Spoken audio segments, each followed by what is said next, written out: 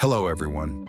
Today we begin with a sentence written over 2,300 years ago and use it as a lens to reflect on leadership within the organizations we belong to. Subscribe to receive weekly, in-depth insights on the philosophy of the mind and leadership drawn from the classics. Don't miss this meeting point of ancient wisdom and modern psychology, a language of refined thought that elevates life. The classical phrase handed down from 2,300 years ago reveals a deep truth about human psychology in a single sentence. 文明媒介不离度人，分些于人，可以渊海全身；如行无名，不以全推。因些诡计，可以韬光养的。Perfect honor and noble integrity should not be born alone. If shared with others, one can avoid harm and preserve oneself. In contrast, disgraceful actions and a tarnished name should not be entirely shifted onto others. If you take some blame yourself, you can conceal your brilliance and cultivate virtue. This passage conveys timeless wisdom, emphasizing the ethical balance one must maintain within a community. Honor cannot be built by individual effort alone, and mistakes or failures should be embraced maturely as a collective responsibility. Merit becomes more just when shared responsibility becomes more mature when born. 文明媒介不离度人, perfect honor and virtue should not be shouldered. Alone is more than just humility. It's the recognition that honor cannot be completed without the contributions of others. This aligns with Aristotle's view of humans as social beings. 如行无名, 不以全推, disgrace should not be entirely shifted to others, teaches us the ethics of personal responsibility, echoing Stoic principles of self-discipline. In any organization or group, we sometimes experience the frustration of having our achievements taken by others, or being unfairly blamed for someone else's mistakes. In those moments, we instinctively struggle between our desire for recognition and our sense of justice. We want our contributions to be acknowledged fairly and responsibility to be shared justly. But in reality, the language of power often precedes the truth. 文明媒介不离度人, perfect honor and noble virtue must not be monopolized. This is not just about humility. If honor is not shared, it turns into arrogance. True integrity should arise not from external validation, but from internal balance. From a psychological perspective, taking credit for others' work is a form of ego projection, while shifting blame is a defense mechanism to avoid anxiety. But true maturity lies in the ability to remember those who helped in moments of achievement, and to maintain inner strength in the face of unfair criticism. Ultimately, we must ask ourselves, is the honor I am protecting now truly sincere? If I cannot share it, might I become someone who can no longer walk with others? The sentence introduced today is more than an ancient quote. It offers timeless insight for any organization. Where community and ethics matter, public institutions, schools, the military, religious groups, large corporations. This message is especially vital for middle managers, educators, those in positions of responsibility, and leaders. Why is that? Let's look from psychological and educational perspectives. First, let's consider schools. In educational organizations, how can this phrase be interpreted? Teachers constantly work for their students' growth, but their efforts aren't always fully acknowledged. In such cases, a willingness to share the credit becomes the strongest ethical lesson for students. Likewise, taking partial responsibility for failures instead of blaming others shows a reflective leadership in practice. Students learn not through words, but through actions. This phrase shows how teachers themselves can model humility and accountability. Second, let's look at public institutions and civil service organizations. In these organizations, performance is typically the result of collective effort, and responsibility is distributed across multiple departments. But what happens when someone tries to take all the credit or shift the blame onto others in such a structure? Psychologically speaking, this behavior stems from defense mechanisms driven by anxiety about authority. The small crack can ultimately break down group trust. As the classics teach us, the attitude of concealing one's brilliance and cultivating virtue isn't just about being modest. It reflects the balanced mindset of a mature self, similar to Erikson's final developmental stage of ego integrity. Moreover, a willingness to share credit and take responsibility strengthens a leader's emotional intelligence (EQ) and fosters trusted leadership within the organization. Finally, let's consider a case from corporate leadership training. As we all know, performance is a top priority in the corporate world. Profit, KPIs, competition, all are important. But what happens when these values become overly personalized? People become obsessed with results. Fear failure and a culture of responsibility avoidance emerges. This classical phrase calls leaders to the virtue of sharing success and the courage to accept failure. Such an approach nurtures a people-centered leadership and a relationship-centered culture, rather than one obsessed with outcomes. This aligns with the leadership traits of humility and courage emphasized in modern positive psychology. This classic wisdom asks us profound questions. Is the honor you're clinging to right now truly sincere? If you cannot share that honor, might you become someone who cannot stand alongside others? This is not just a moral tale. It prompts us to reflect on our human needs within organizations, to be recognized, to feel safe, and to be accepted as we are. It also invites reflection on educational values, fairness, humility, and responsibility. That's why I firmly believe this message can serve as a powerful tool in leadership education, especially in cultivating ethical leadership within community-based organizations. In closing this lecture, one final note. If you'd like to receive weekly content filled with classical wisdom and psychological insights, please subscribe. The language of philosophy and the classics designed to build a stronger inner self is waiting for you. Thank you. Hello? Today's talk dives into the psychological root of comparison.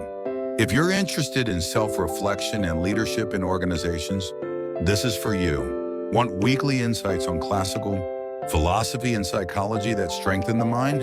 Subscribe now. You'll discover powerful content to guide you through life and leadership. Lecture Leadership begins when you share honor. We all live within organizations and communities, and we've all felt this at some point.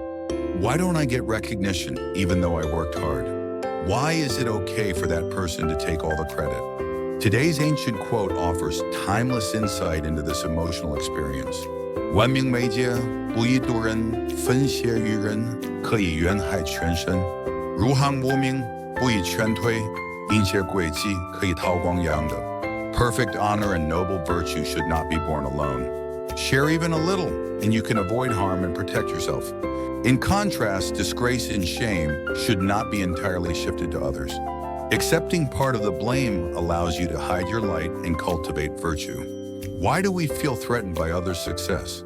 Two main psychological reasons. 1. Social comparison theory. Humans constantly compare themselves to others, especially in achievement-based systems. In such settings, someone else's success may feel like your failure. This is self-threat, and it shakes your self-esteem and breeds envy. 2. External locus of control. People with this mindset believe outcomes depend on luck, others, or external factors. That's why someone else's achievement feels like a personal threat. Comparison becomes competition, and competition fuels anxiety. Where does this comparison mindset come from? Academic ranking culture, we were trained to ask, what's my rank, more than who am I? Corporate metrics, KPI, and numbers turn colleagues into competitors. Comparative parenting. That kid already got a job. These words shape how we see ourselves. Eventually, we internalize the belief, my worth being ahead of others. Let's clarify. People who constantly compare aren't necessarily lacking self-esteem, but they have unstable self-worth. They feel inflated when ahead and crushed when behind. Their identity is built on others' validation, not inner values. We must ask, what standard am I using to evaluate myself? What direction am I choosing apart from comparison? What happens when someone monopolizes honor? It creates threat. If one person takes all the credit in a group project, others feel disrespected and disengaged. It kills collaboration. When one shines alone, others become shadows. Psychological safety collapses and trust in the group weakens.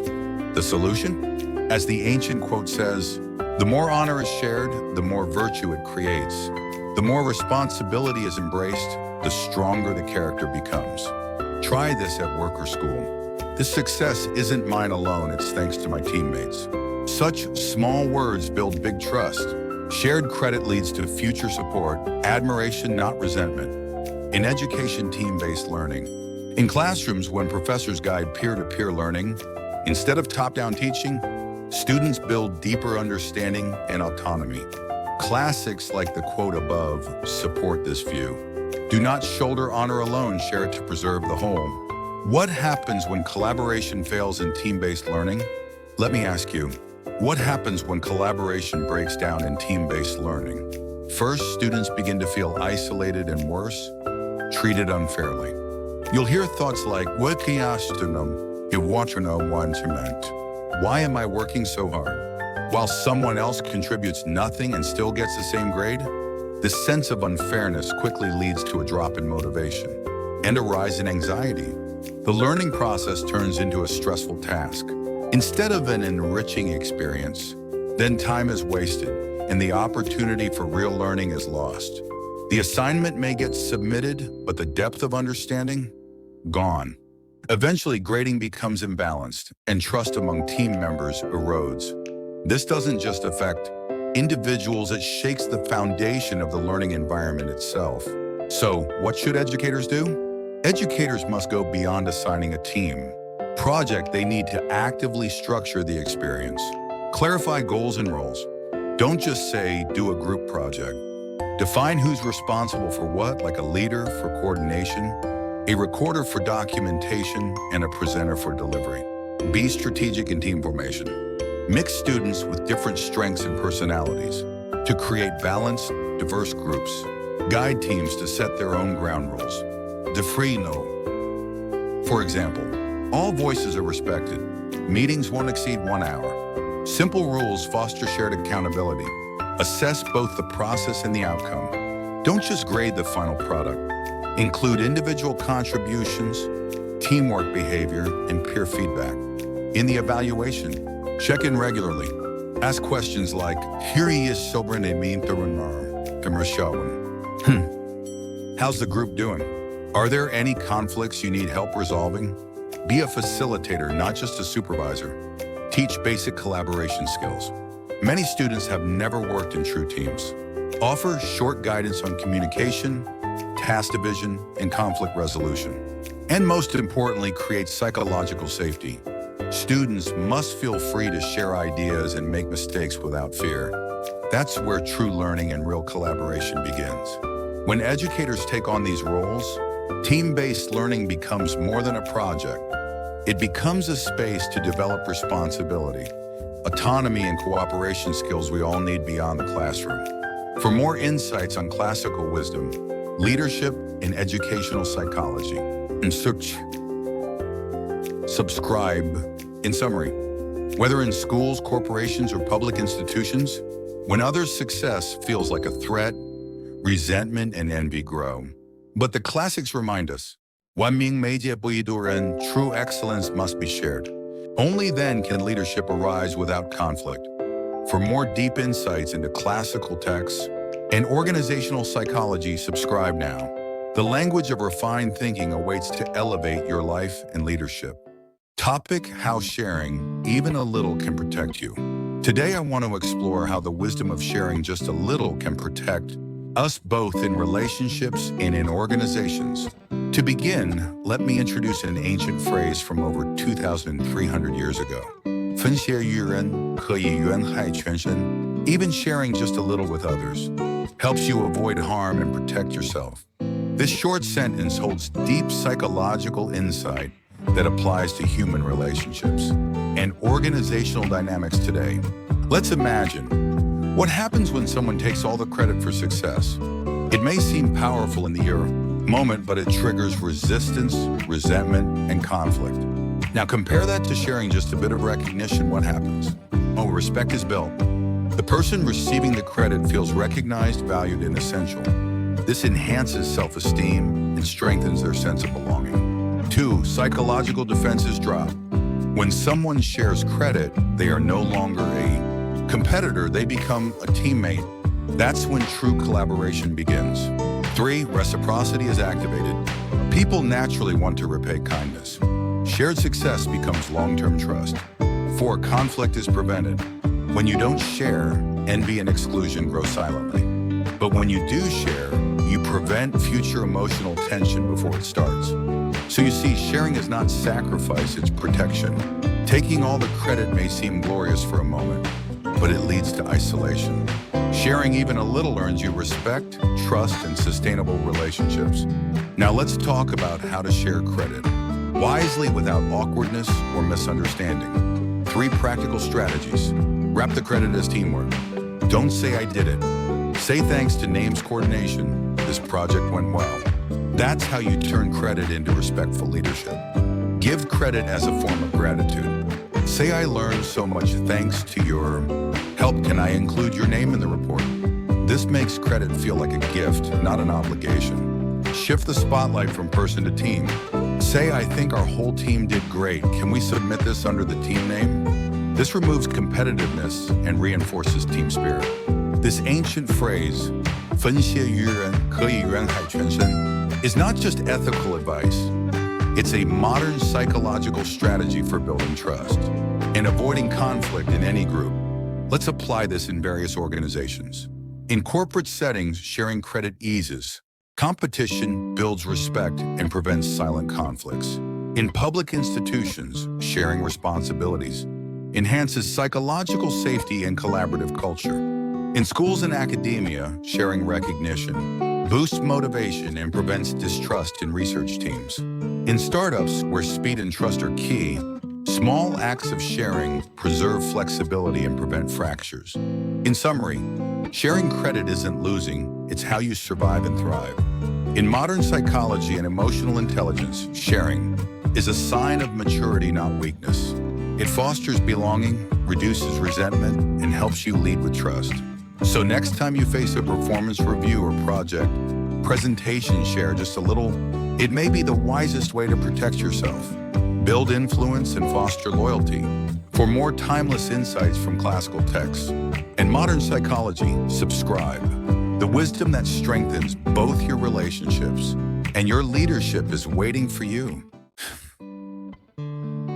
Hello, everyone. Today, let's talk about a deeply human tendency we often encounter, the desire to share or deflect disgrace onto others. We all make mistakes, but how we deal with dishonor can shape not only our character, but also our relationships and even the culture of an entire organization. A classic Chinese saying from Kegantan gives us powerful guidance. 因些诡计可以韬光养的. If you take even part of the blame upon yourself, you conceal your brilliance and cultivate virtue. It's not about passivity, it's about maturity. Choosing to bear even some shared disgrace helps preserve trust and dignity long term. Let's explore why in modern workplaces, people try to diffuse their shame and how this connects to timeless wisdom in modern psychology. Why do people deflect disgrace? From a psychological point of view, this behavior reflects 3 core strategies. The diffusion of guilt. Sharing blame eases emotional burden. It wasn't just me. This self-justification creates emotional relief. The social survival strategy. Especially in group settings, people believe they can survive better by not becoming a scapegoat. If I take all the blame, I lose everything. But if I spread it around, I might make it through. The emotional alliance strategy. By sharing responsibility with a trusted peer, people create emotional bonds. It was kind to both of us. This creates subtle group protection against criticism. Where does this begin? This behavior often starts in adolescence. Children raised in punishment-heavy environments learn to fear mistakes. Students in competitive, shame-driven schools learn that survival means shifting blame. Emotionally neglected teens grow into adults who suppress guilt by deflecting. What looks like irresponsibility is often a survival response. We must understand this before we judge. What can we do? As educators, leaders, and adults, we must create emotionally safe environments for young people.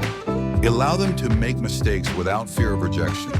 Teach that responsibility is a path to growth, not shame.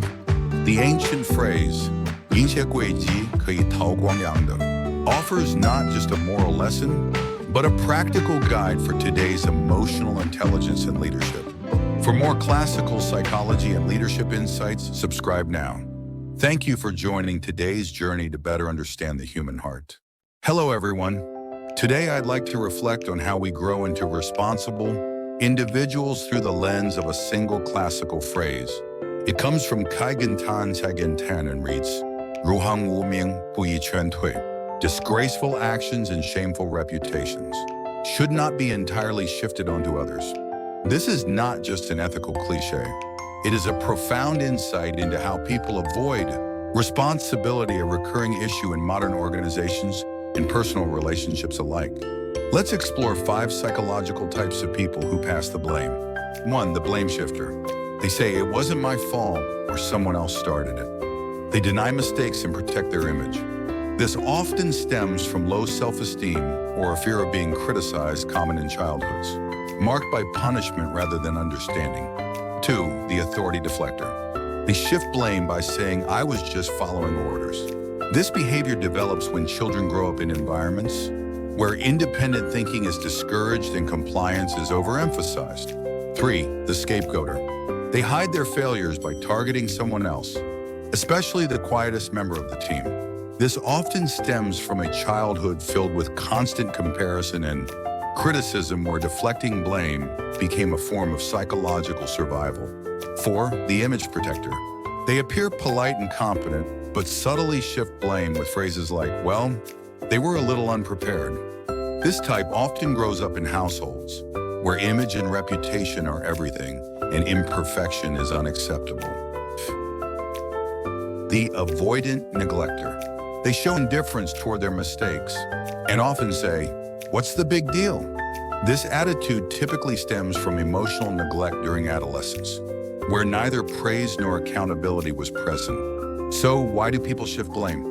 From a psychological standpoint, it often comes down to self-defense mechanisms protecting the ego from damage, responsibility avoidance, especially in collectivist or blame-averse cultures, guilt avoidance using external attributions to preserve self-image. How should we respond? Document everything. Keep written records and meeting notes to protect yourself with facts. Stay emotionally neutral. Respond with calm, fact-based language, not personal confrontation. That decision was made by the team, as recorded in the minutes. Involve a third-party mediator. Escalate to HR or a neutral leader, respectfully to resolve conflict without damaging relationships. In summary, the classic phrase, 如行无名，不以劝退, reminds us passing shame on to others may protect your ego temporarily, but it will damage trust, relationships, and your own character in the long run. To build true leadership, we must own our mistakes even when it's uncomfortable. Responsibility is not a burden, it's the beginning of real maturity. If we raise our children, students, or team members in environments where mistakes are met with reflection, not fear, we create cultures of accountability, trust, and growth. For more insights on classical psychology, human relationships, and leadership, subscribe now. Timeless wisdom practically applied to today's world.